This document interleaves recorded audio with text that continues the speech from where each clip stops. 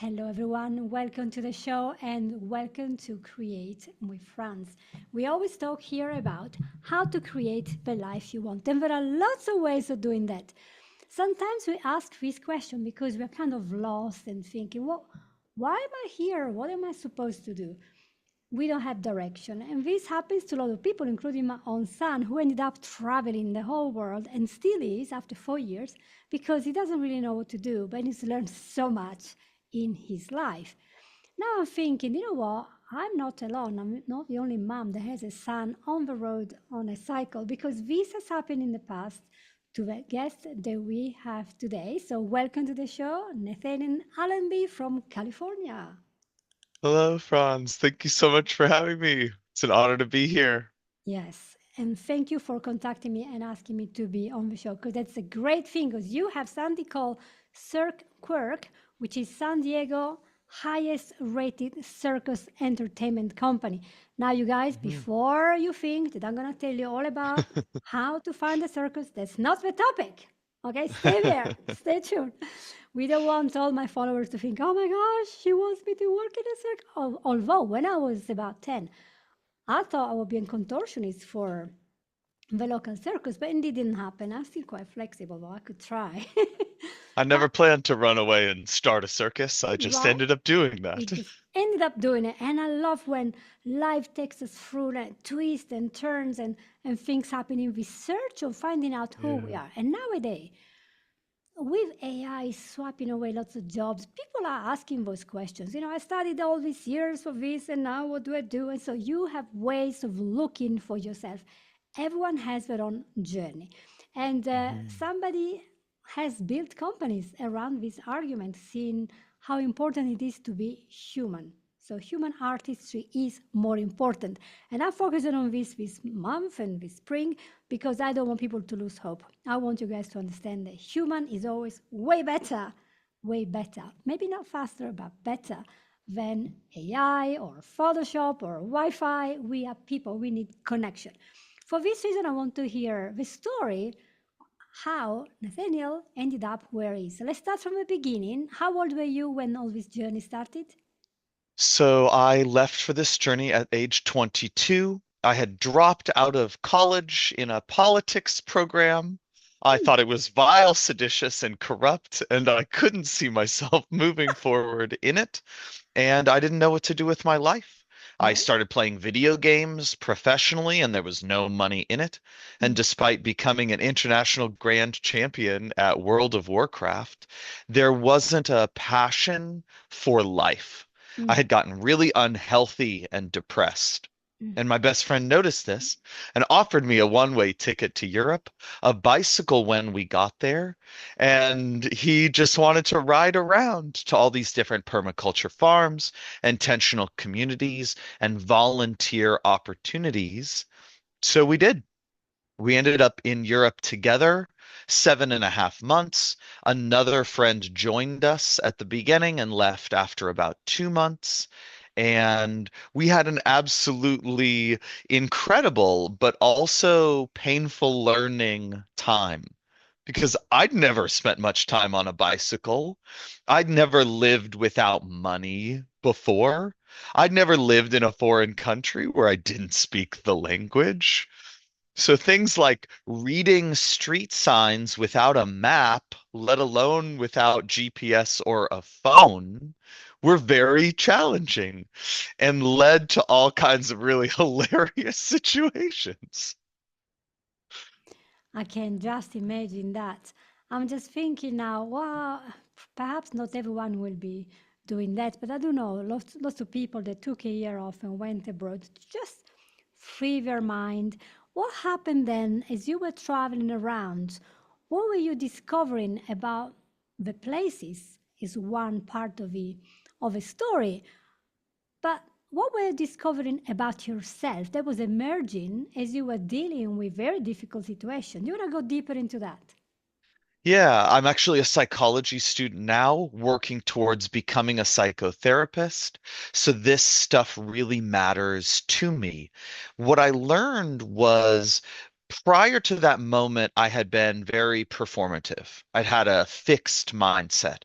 I believed that things like intelligence or popularity were fixed traits and that I needed to prove them. So I was constantly trying to excel and achieve and receive merited awards and accolades. And at that point, I didn't have anything that I needed to prove to anyone, that I got to just be. I also come from a somewhat traumatic childhood where I received a lot of psychological torment and manipulation from my older brother, as well as some physical abuse.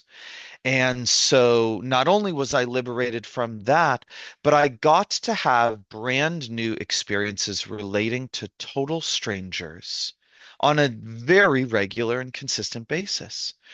And the overwhelming majority of these are extremely positive.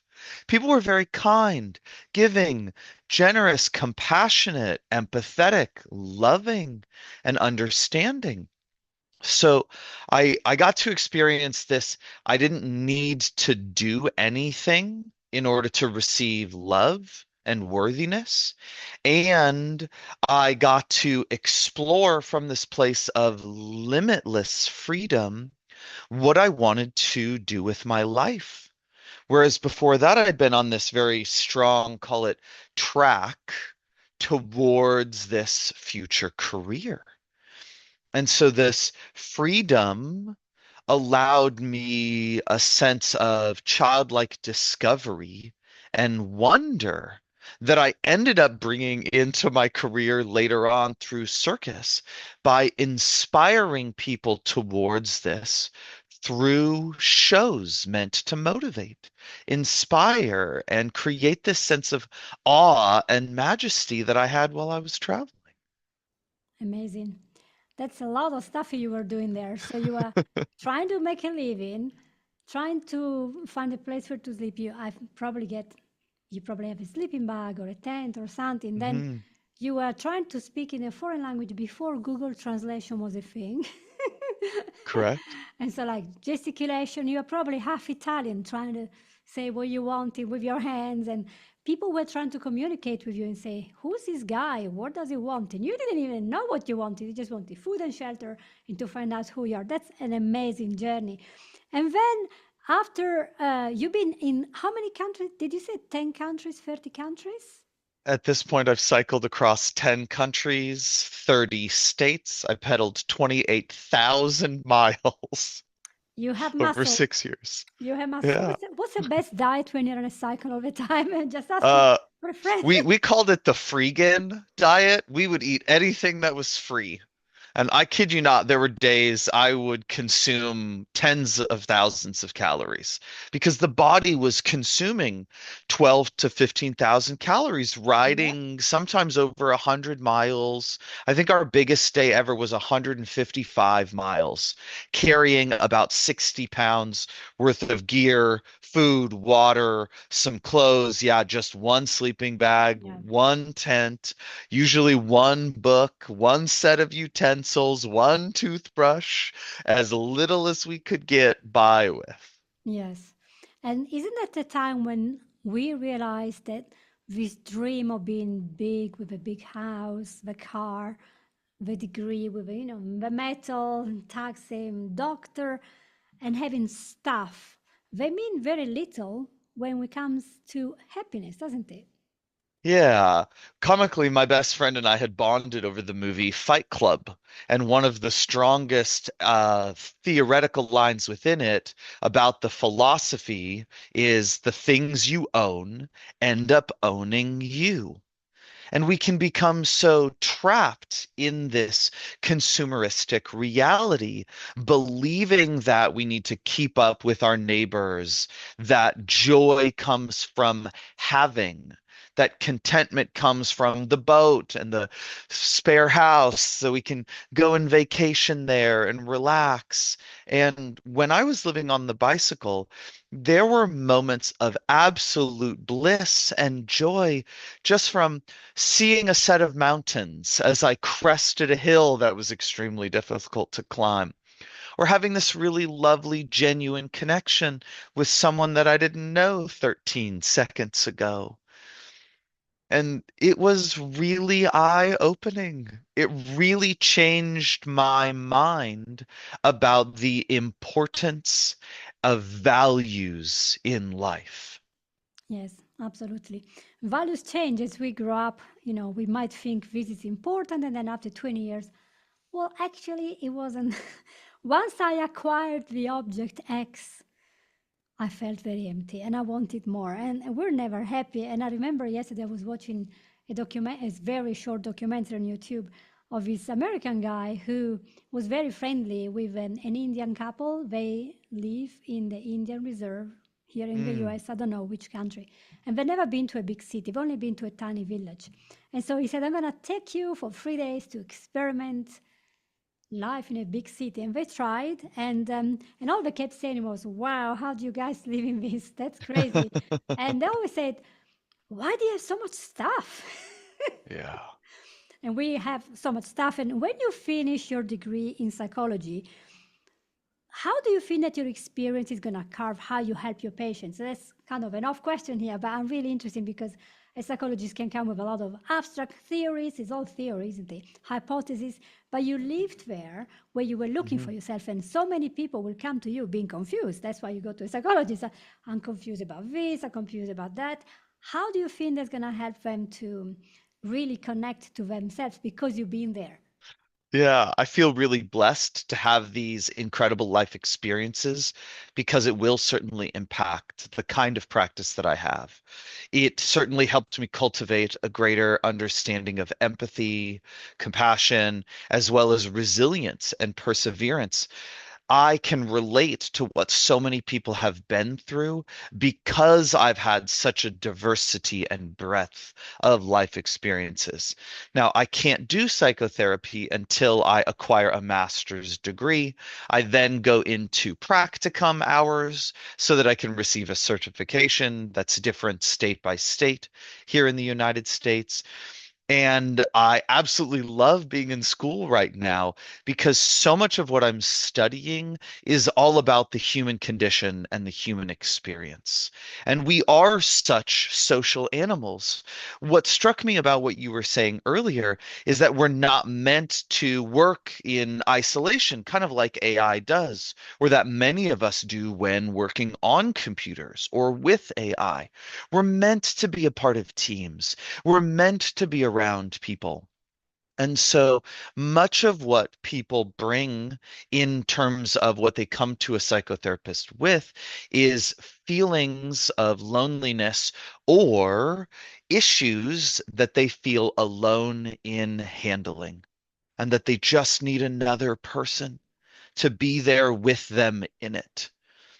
And so am very vocal about how I speak and try and be really articulate and clear with my language. I also learned through being in foreign countries a very clear way of getting points across or creating speech that's easy to hear and understand. I've also studied for a long time. I'm a total nerd. I really love nonviolent communication, conflict resolution. I'm really into queer living philosophies, ideologies, as well as ethical or consensual non-monogamy. And so I've gone into all of these things in my life, and this helps me to bring something really unique to another person. I also spent most of the last 2 years in an emotional intelligence and leadership trainings and seminars environment. And so I continue to progress with all of these skills. I'm an avid reader and learner. I absolutely love Carl Jung and many other philosophers and psychologists.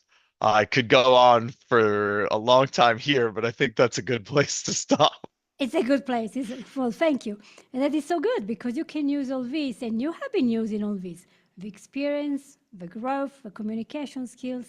And now you use this skill set that you have acquired since you were born, even with a negative experience that you had as a young person, as a teenager, and Mhm. then as a traveler. A few times you must have some very difficult situations, but you Oh yeah. overcame, right? Did you want to share any of the difficult situations?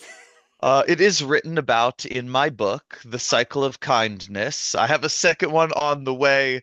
I Yeah. ended up writing during the quarantine pandemic, ended up putting 320,000 words down, which is like 4 books. So then, oh Oh my my gosh. gosh, this experience of editing and publishing. But in my first book, The Cycle of Kindness, I write about being in London. I got mugged by about 8 15-year-olds. And they came into my tent and they stole some things. And I Oh, confronted them and they threatened to pull a knife on me. oh. And I was so like anxious and Mm. worried and got to a point of realization that they were faking, that they were bluffing. And so we had wooden chair legs from Germany that we had picked up that we were using to juggle. And so I was wielding them as self-defense weapons and ended up scaring them off. We're in the middle of a public park in a daytime environment, and nobody's intervening. We end up getting out of there, and in this tiny little town, a couple nights later, we meet this man who had just gotten out of prison, and he was with his only friend. He had stabbed someone, something insane, like 33 times in self-defense, so his claim was. Mm. And he was one of the nicest people we met on the entire trip. And it was such this baffling, quixotic, or duplicitous experience where we can't judge people by their cover. These kids came off as trying to be super nice and connective, yet they had this ulterior motive of stealing from us for the fun of it. Mm. And so while we had very few negative experiences, we made a conscious and intentional choice not to let those taint or skew Mm. our perspective on reality because we'd had so many incredible ones. Yeah.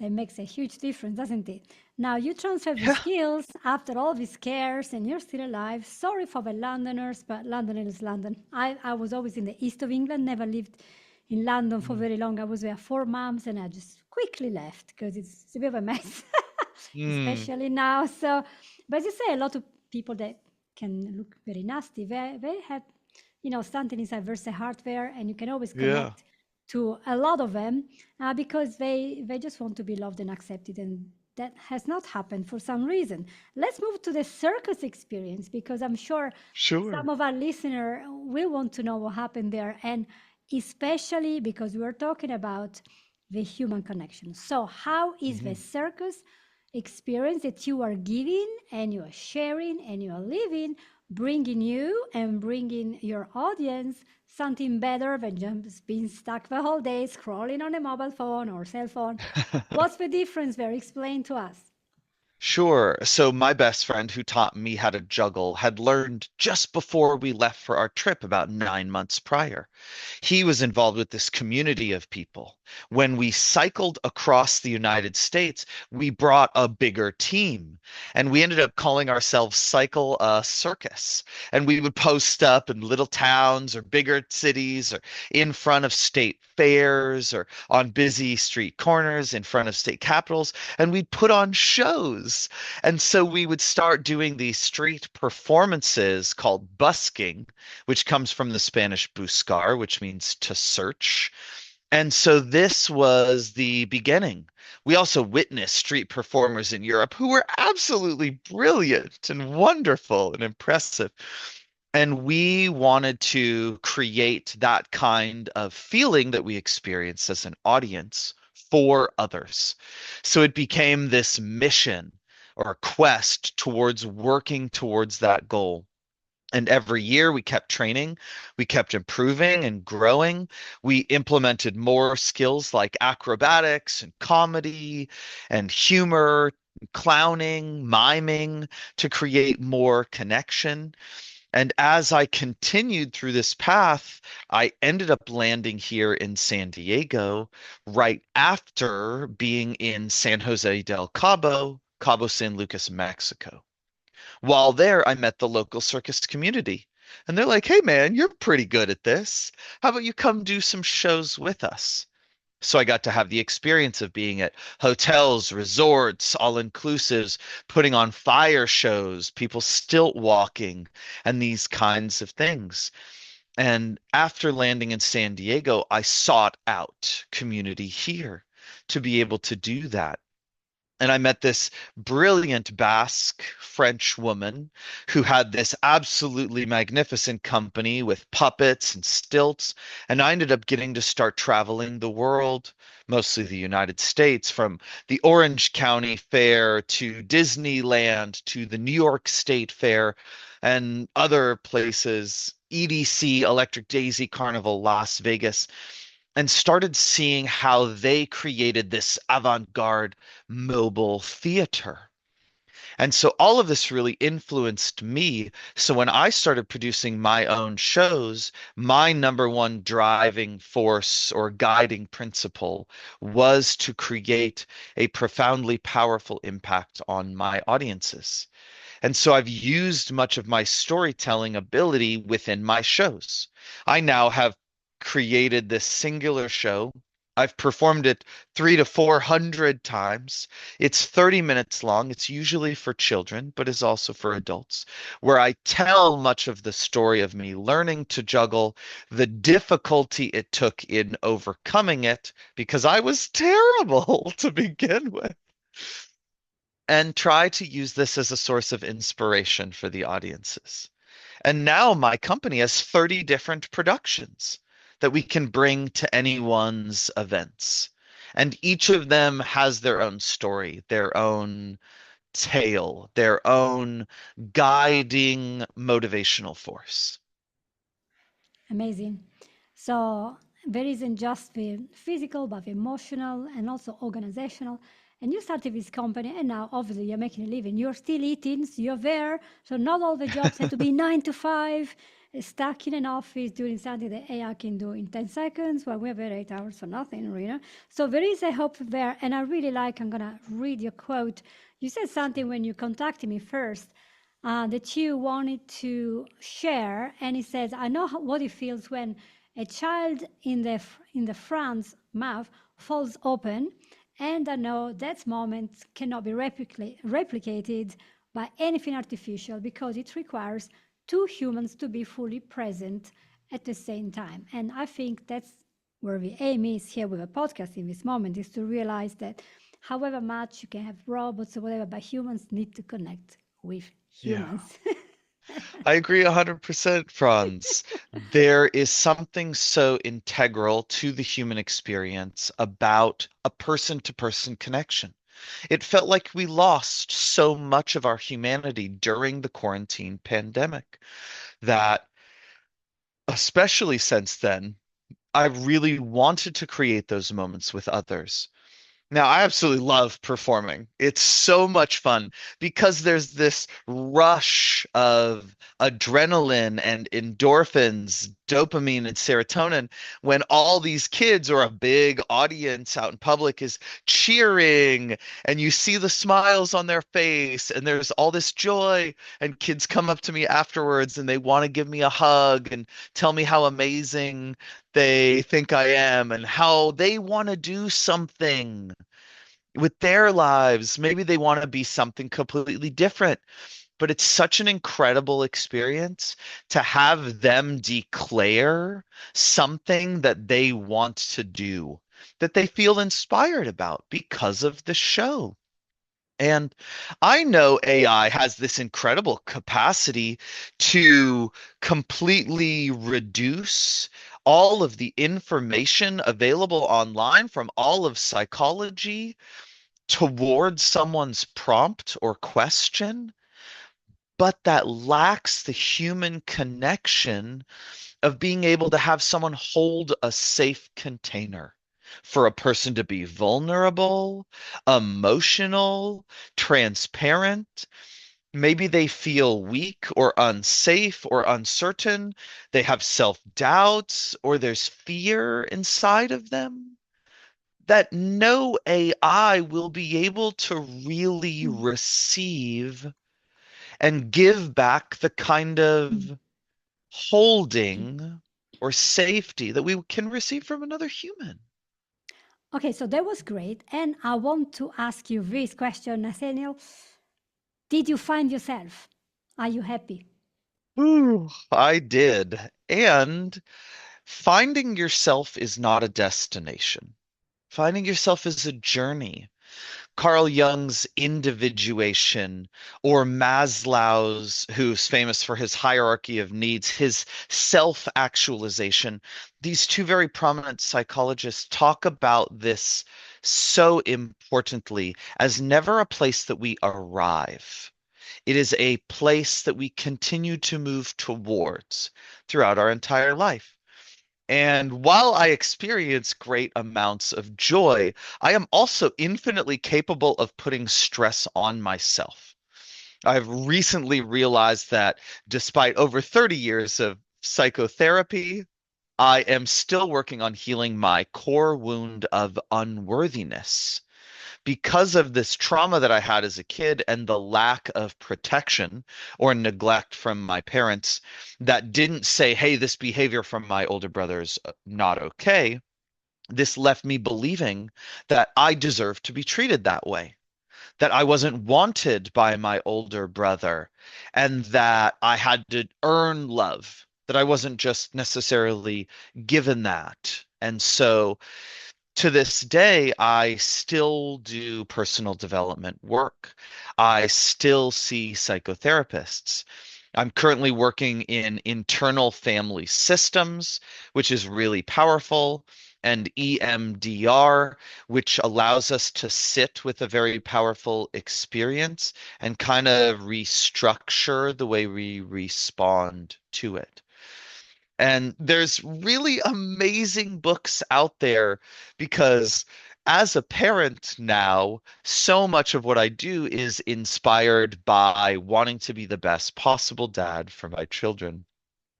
So things like conscious loving or the seven principles of making marriage work. Or one of my personal favorites that really hits me to my core every time I read it is called Parenting from the Inside Out. And it's all about looking at the things that are still going on inside ourselves or the things that get triggered as we parent so that we're not perpetuating the same traumas upon our kids that were Absolutely. perpetuated upon us. Well, thank you for that. It's very useful to know that it's not like a destination. I go from A to B. No, it's a journey and Yeah. we change all the time. And then something that we thought it was the most important thing might change because maybe we're just trying to fill that gap. And just how many people nowadays grow up with all sorts of problems. Plus, we have all this hyperactivity, autism, disease, and this is playing a lot in lots of families to create more stress. Maybe the parents are really tired, maybe they are neglectful. And you will say there is EMDR, which we had a lot of episodes about it, so I won't go deeper, but it's so good Cool. to sit in that situation and desensitize and look at it differently. Even Tony Robbins mentioned he does the throwaway of the picture, NLP. He Mm. makes it really small, the picture, then he makes it really grainy, black and white, like when we went to the moon in the 60s, really dots, and then whoosh, it's called the swish technique. And you throw it away because, we can't live forever in the past. In my training with Marisa Peer, when I became an RTT practitioner, I did learn that she was a child psychotherapist and she could see all the children coming. They all say the same thing. The adult had the same problem. I don't feel I'm good enough. I'm not loved. Mhm. Love and success are not available to me. She always worked basically on the same thing. It doesn't matter how it Yeah. presented, it was always I'm not loved. But a lot of times our parents did love us, but didn't know how to make it present to us in a way that we could understand, because we also see love in a different way. Can express, for example, a dad that is working all the time, he's never home, he's doing that thinking, wow, I'm really helping my family. My family might think, oh, he doesn't love me, he's never home. But he's not Mhm. thinking that. So it's really understanding what's going on. And before we end here, as we go 7 minutes, let's go through all your tips. And I'm going to let you take this time, then watch the time when we are in the end so we can properly close. And Yeah. what would you suggest to people who are still looking for themselves, still thinking, what should I do with my life? Oh, there's no hope. What can I do next? Come on, then. I'm I'll start ready. with my best parenting tip. All that is required is your presence. Being truly present with your kids lets them know that they are enough. Not asking anything of them in that moment. Allowing child-directed or child-led play is one of the most masterful ways to achieve that presence. In terms of finding ourselves, there are so many different avenues out there. And I absolutely love Jim Carrey's speech to Maharishi University, in which he talks about his father losing his job and his family living out of his car, in which he says, take a chance doing the thing that you love because you can fail at doing the thing that you don't love. And so if you've got this passion project that you want to pursue, but that you don't feel like you have enough time, dedicate at least 30 to 90 minutes every single day to work on that thing. Consistency is key.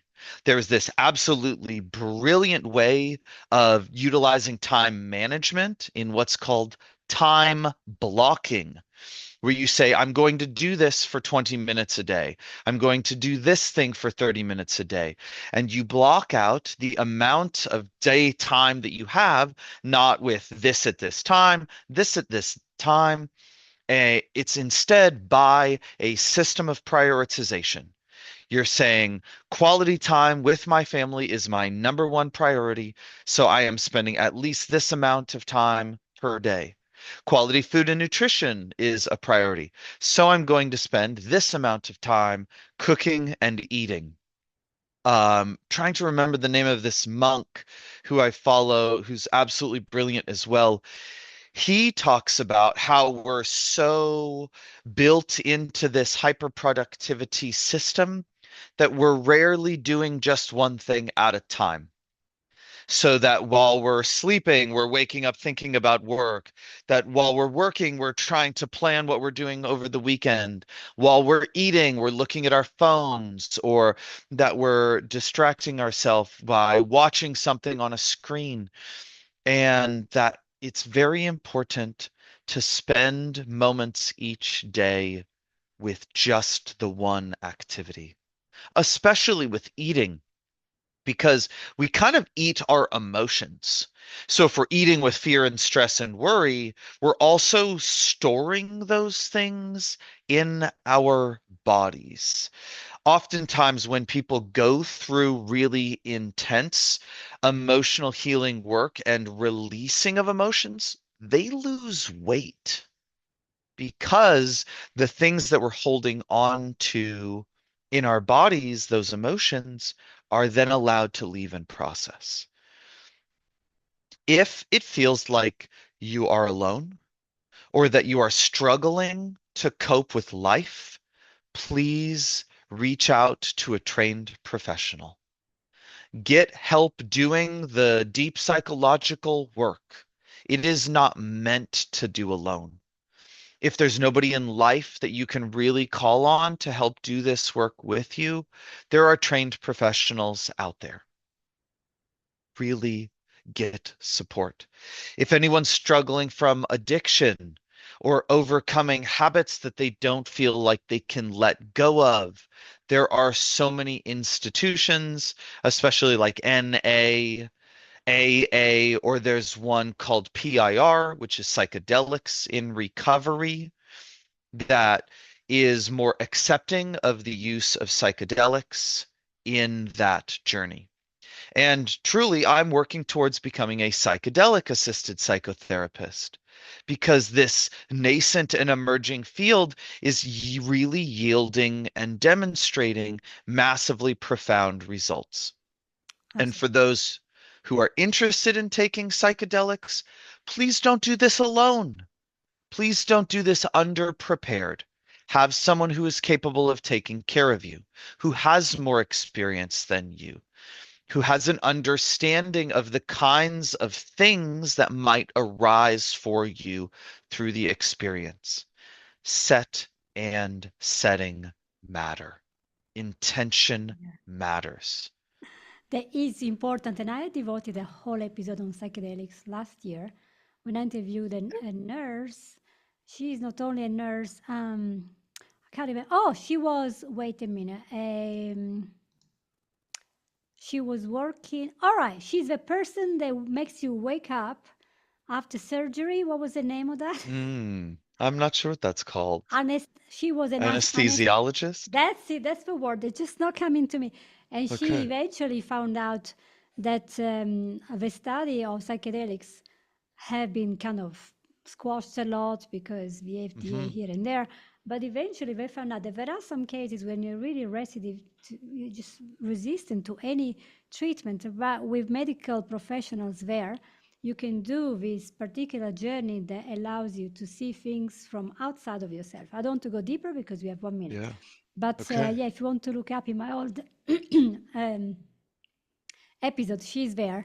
And she had a couple of clinics in the US, and she does a free consultation, which usually is about hundreds and hundreds of dollars. But no, she does it because there are some cases where you really need to.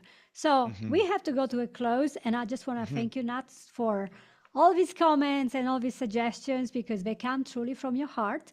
You feel Yeah. them, you live them, and you share them. So thank you so much for being with us today. You're welcome. If I can leave anything with the audience, thank you so much for listening. Be kind, be loving, give. Generosity is so important. Empathy, compassion, these things really help, but let's actively, intentionally create the world we want to live in. And we Yes. can do that just one action at a time. Yep. And we're going to be cut off. So thank you so much, everyone, for listening. Share this episode. It's been so great to be with you. See you all next week. Bye bye.